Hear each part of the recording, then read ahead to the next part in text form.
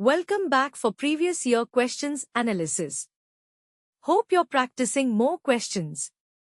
Solving previous year questions helps you to follow syllabus and pattern more accurate. Today let's discuss question asked on environment. With reference to the wetlands of India, consider the following statements. 1. The country's total geographical area under the category of wetlands is recorded more in Gujarat as compared to other states. 2. In India, the total geographical area of coastal wetlands is larger than that of inland wetlands. Which of the above statements are correct? A. 1 only, B. 2 only, C. Both 1 and 2, D. Neither 1 nor 2. Answer is option A. The country's total geographical area under the category of wetlands is recorded more in Gujarat as compared to other states. In India, the total geographical area of inland wetlands is larger than that of coastal wetlands. Let's see another question. Consider the following. 1. Photosynthesis. 2. Respiration. 3. Decay of organic matter. 4. Volcanic action. Which of the above add carbon dioxide to the carbon cycle on Earth?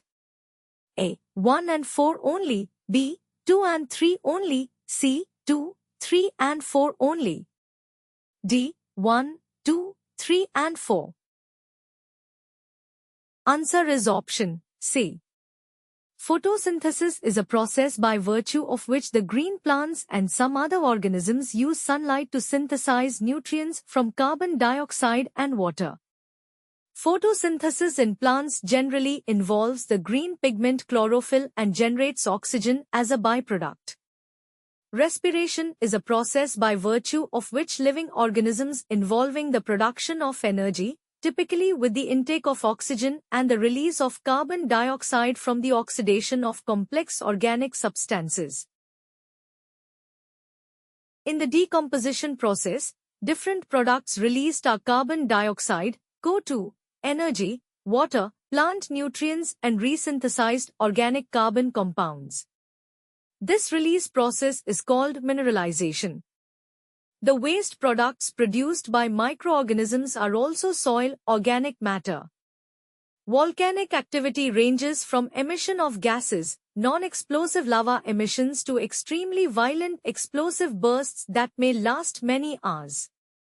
Volcanoes have occasionally contributed to global warming by producing significant amounts of carbon dioxide and other greenhouse gases. Keep practicing more previous year questions. Thank you.